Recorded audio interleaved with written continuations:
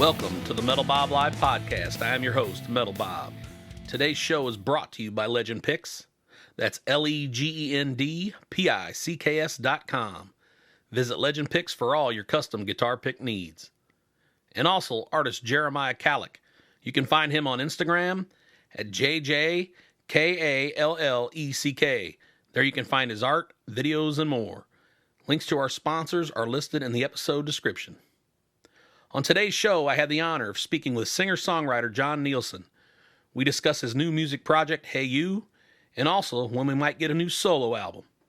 So sit back, have a listen, and enjoy the show. Thank you.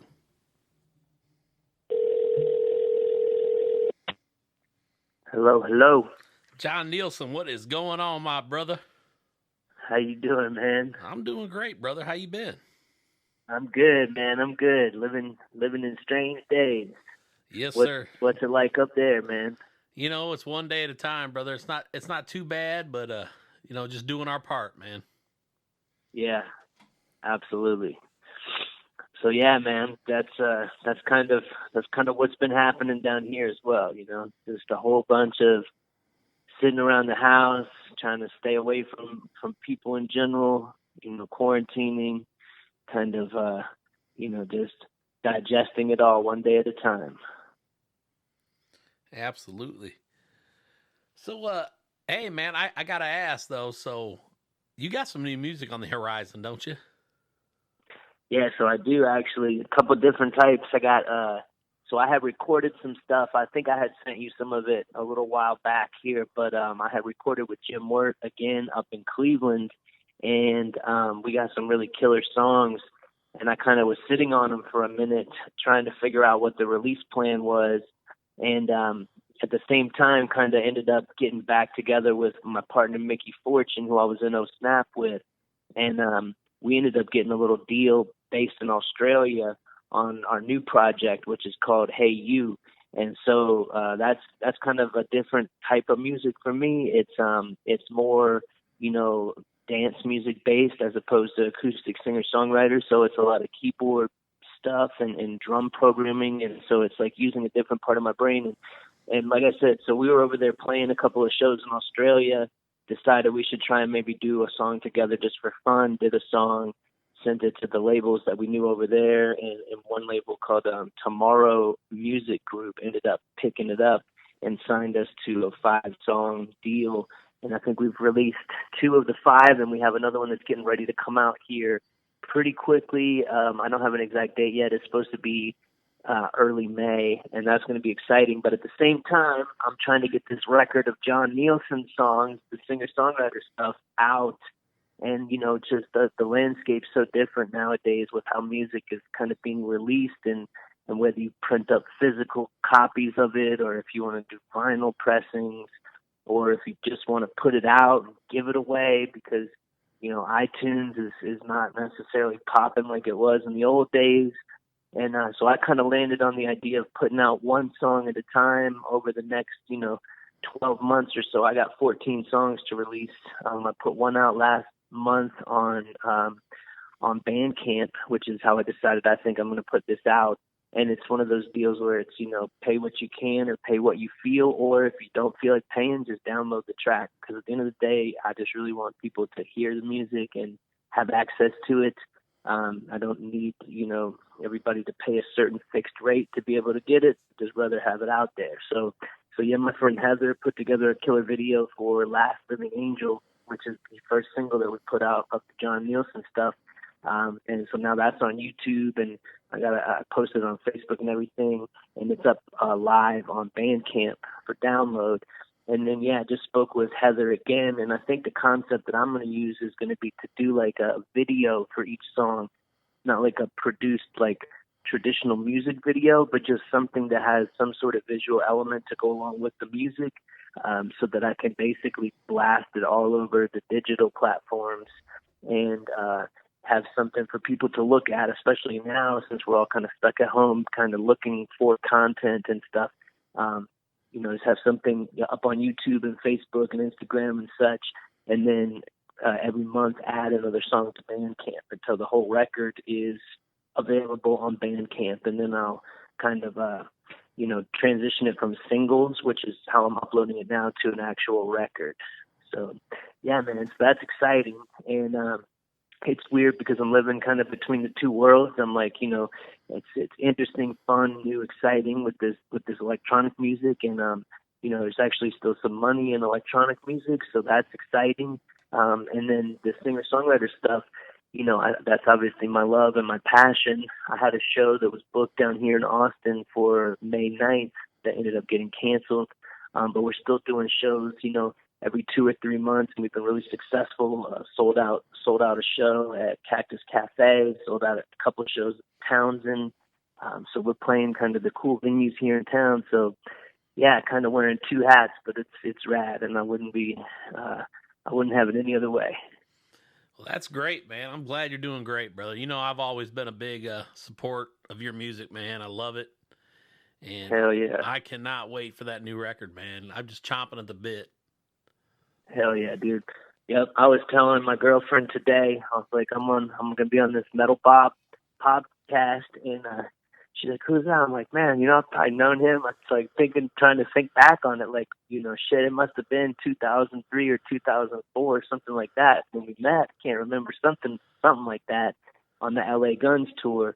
And yeah, we've been buds ever since. Steadfast, and I was telling her, I'm like, you remember that guy I showed you that was doing, him and his band, the Marvels, were doing a cover of my song Spoon? I'm like, except he was singing it better than I sing it, because the guy was playing the guitar better than I played the guitar.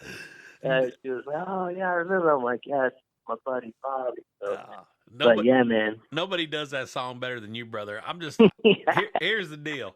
Yeah, me and you go way back, man. I mean, God, I met you. Shit, the first time I met you, I think it was Davenport, Iowa, man. Was like, yeah, that's right. That was it was 20 years plus ago, man.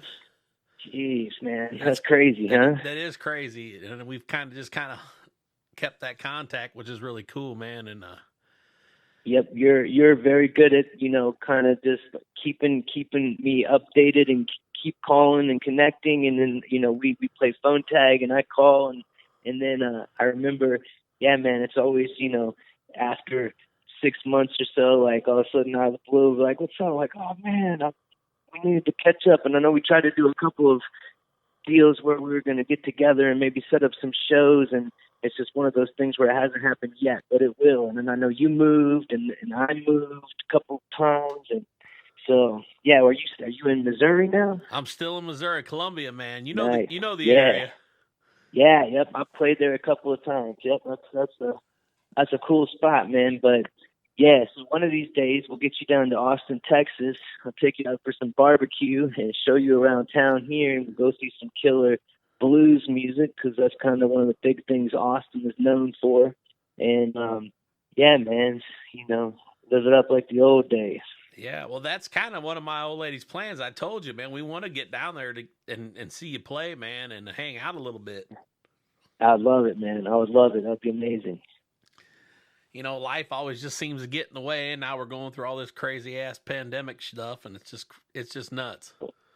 One thing after another, but yeah, man, it's one of those things that definitely will happen. It's just a matter of the particulars, will yet to be worked out. I'll probably be up in Cleveland again here, sometime down the next year or two, I imagine. And so if we don't meet down south, we'll have to meet up north or something like that. But, dude, absolutely, man. Anytime. You got my number, man. Just give me a call. Let me know where you're gonna be. I'll do my best to make it, man.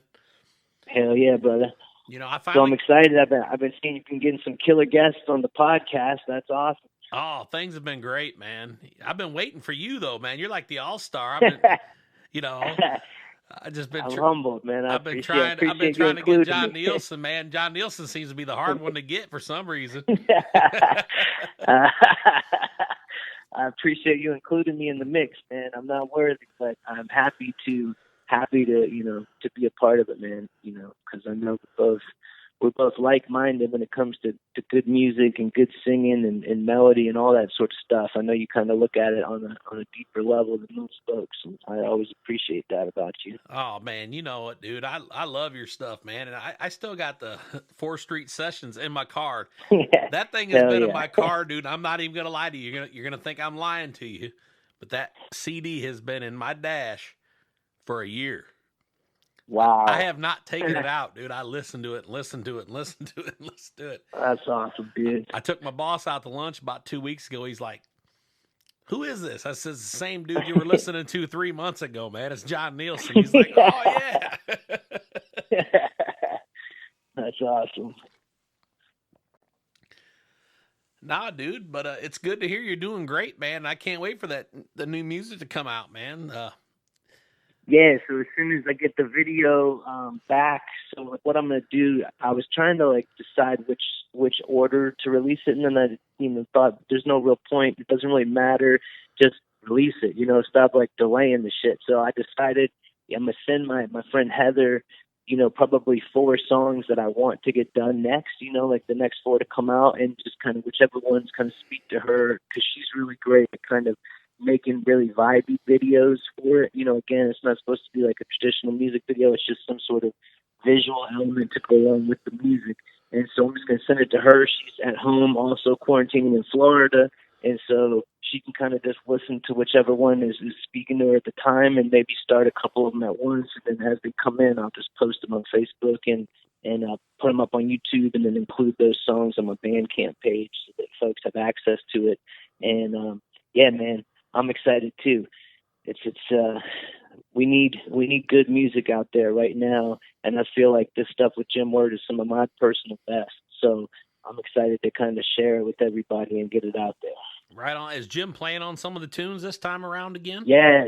So it's same deal as last time. Jim's playing on every single song, singing and playing on every single song. Also, kind of the magician when it comes to mixing and recording. So it's as much his project as it is my project. That's why I love working with him. He gets 100% into it. He's an amazing bass player, amazing piano player, and he can sing harmony like a motherfucker. So I'm stoked to have him all over the record, and it's really cool, man. We also had this guy Andrew Pushman play guitar, and man, he killed it on some of these songs. Like it is, he's an amazing guitar player who's very kind of versatile, and in these songs, sometimes it sounds like some David Gilmour happening. Sometimes it sounds like some Dickie Betts. Like just he's all over the board. But this guy is the real deal. So I'm excited that some of the songs have some more guitar elements built into them, kind of lead guitar elements built into them, and we kind of expanded on the singer-songwriter formula to kind of incorporate more of a band vibe and some jams and some changes in tempos mid-song. Just kind of, this is my 3rd record with Jim Wirt, so we kind of know each other pretty well now, and just kind of have that freedom to go where maybe you wouldn't have seen a song going. So I bring him a very, very open, shell of the song, and then he kind of paints it with colors and makes it what it is, and the next thing you know, it's this big, huge production. So right. I'm excited for people to hear it. Man, has it really been 5 years since your last CD? Dude, I was thinking that, man. It's like, I guess so. Wow. I mean, I recorded it. Yeah, the Lounge, the Tomorrow Comes the Spring came out on Lounge Side Records, which was a really cool little boutique Austin label that was affiliated with Strange Brew Lounge Side, which was an amazing music venue here in town that won Best Music Venue like 3 years in a row at the Austin Music Awards. And they kind of had their, acts that would play there and had residencies there and stuff. And so we ended up starting a little boutique label, and they put out my record, and they put out this rad guy named Jeff Plankenhorn's records, and Brendan Temple, a couple other folks. They released some of the stuff, and I was thinking, because that venue unfortunately is no longer, and it's been a couple of years since that's been away, and the record came out a couple of years before it closed. So yeah, it's been too long. Wow. Yeah, it blows my mind, dude. It's like I was actually sitting here looking at my poster that you sent me, man, on the wall. Oh yeah, the record release. I love Yeah. that poster. Farley Bookout made that poster. Oh, That's an original hand drawn deal that is just perfect for for that vibe. it's beautiful, man. February 6th, 2015, man. That's crazy. To be exact. Wow.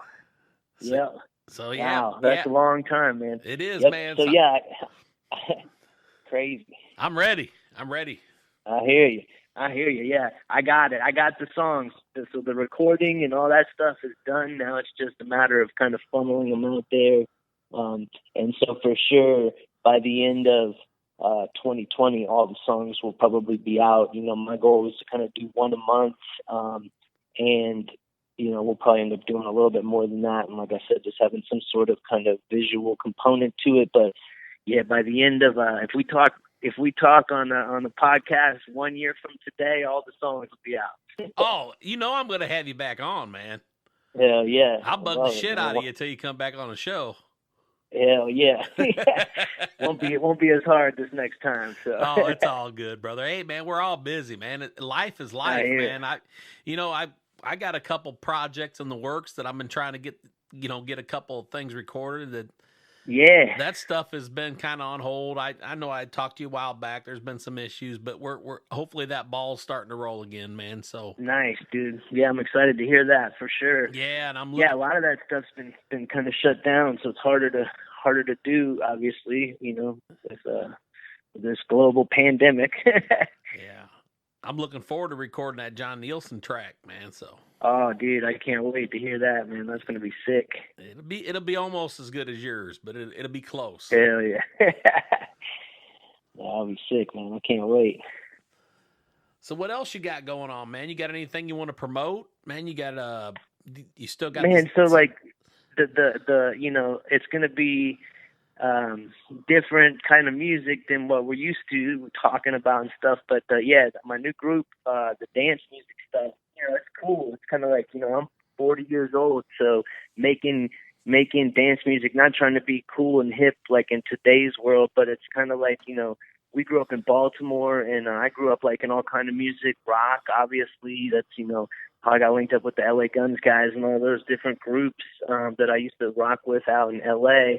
But at the same time, I've always been, a Baltimore club fan and hip hop fan. And so our dance music is kind of, pays tribute to all of the, original stuff that we grew up listening to. So it's pretty interesting. But if you want to check it out, it's on Spotify.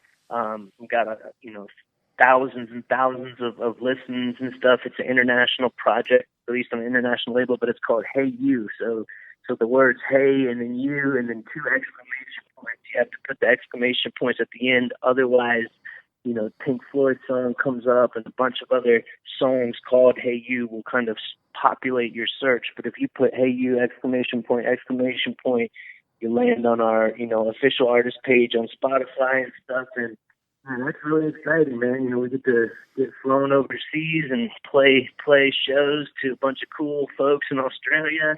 And so, that was one of those deals. We went back to play a 10-year anniversary of our last record coming out over there when we were called Oh Snap. And when we were playing in Sydney, it was at the venue was called The Island, and it was a fucking barge in the middle of Sydney Harbor that they had like this rave on, and you had to take a boat out to the barge from the Sydney Opera House. So it was amazing. And so, there's always these really cool, crazy things that happen over there. And so we played that show, and we flew down to Melbourne and played a show at the Prince Band Room, which is one of my favorite venues on earth. And yeah, man, we got bit by the bug again. So we're like, we need to do some music that will get us flown back over here a few more times and maybe play a couple festivals.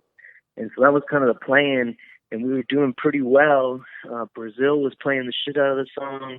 Australia, we were in the top 10 on the ARIA club charts for 5 weeks in a row.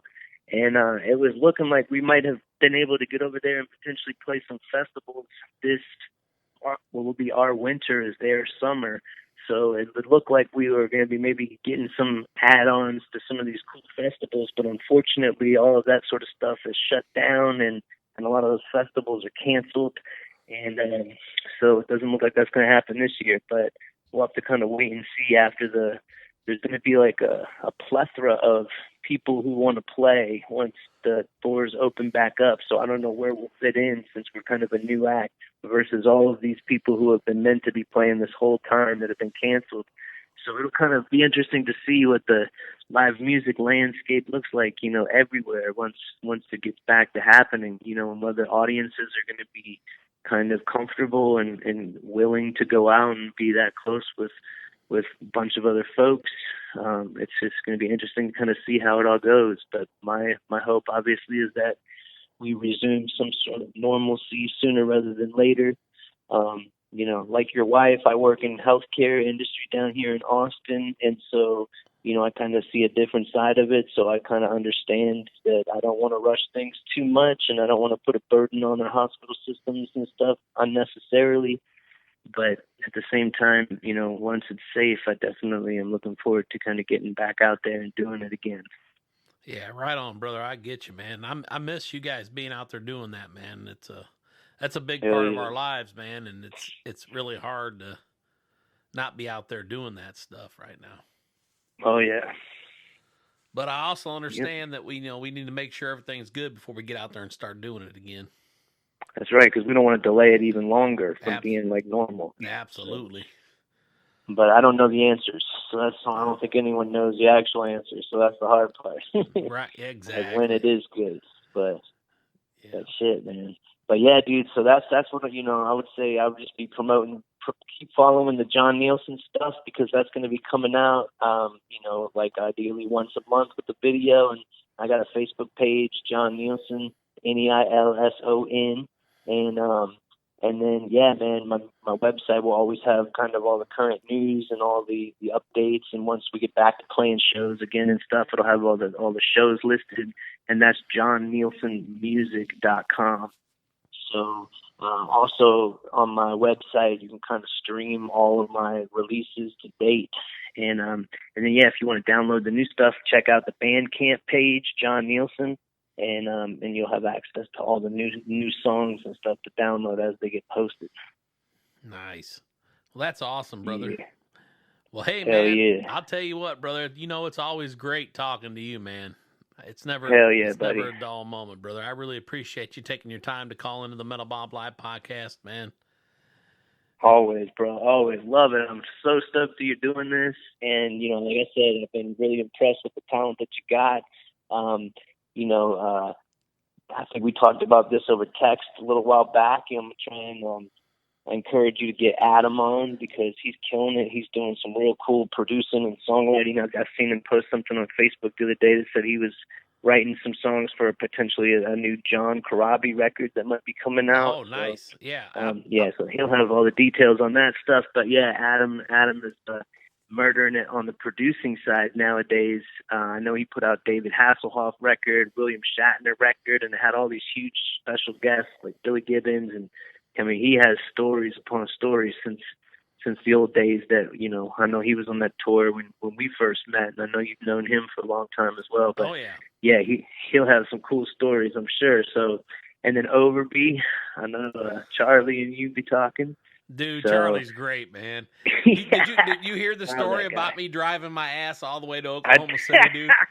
Dude, he told me, he was like, God, that guy is the best. And then he's like, of all the shows, that's the one that Tampa came to. But yeah, that was awesome. But you guys powered it back the same day, buddy, or something. Yeah, that's awesome. It was a 24-hour turnaround, man. I got up and drove my ass all the way to Oklahoma City. Dude, that's cool as shit, man. 6.5 hours from here, which ain't terrible. The drive there was fine. Yeah. It was trying to get home that sucked. Oh, God. Yeah, I can't imagine, dude. I guess I'm trying to think. They may have played, either they played here right after that, or maybe they went somewhere else, but they were here after they were there. And so him and the band stayed at my house. And then, yeah, they played a cool gig down here, packed. And fun, and we all partied. I think actually this was the last show of the tour, because I think they had to drive back to California after this show, after the Austin date. So yeah, he told me about that. I was laughing. I was like, oh, it sounds about right, because I know you're like you said, you love to go check out the concerts, and you're a dedicated music aficionado. So yeah, that was cool as shit. I know it meant the world to him. He took the time to drive down there. So. And you guys had kind of known each other remotely, but you hadn't got to meet him, right? So right. Then, was that the first time? Yeah, so that's cool. So yeah, that was the first time I'd actually got to meet him in person. We talked quite a bit over social media, but yeah. Man. And he's cool as hell, dude. His music's great too, man. Yeah, he's cool as shit, dude. And yeah, likewise, his music's great. He was actually my booking agent. He used to be a booking agent at Artists Worldwide. They booked LA Guns. And I met him after that tour I went on with LA Guns. Actually, it was at a barbecue at Carrie Kelly's house, which is crazy. But him and Carrie used to be in a band back in the day called Big Bang Babies. Oh, yeah, I remember Big Bang Babies, man. We talked about that a little bit. Hell yeah, dude. That's like the Sunset Strip, like legend status shit right there. Like OG Sunset Strip days.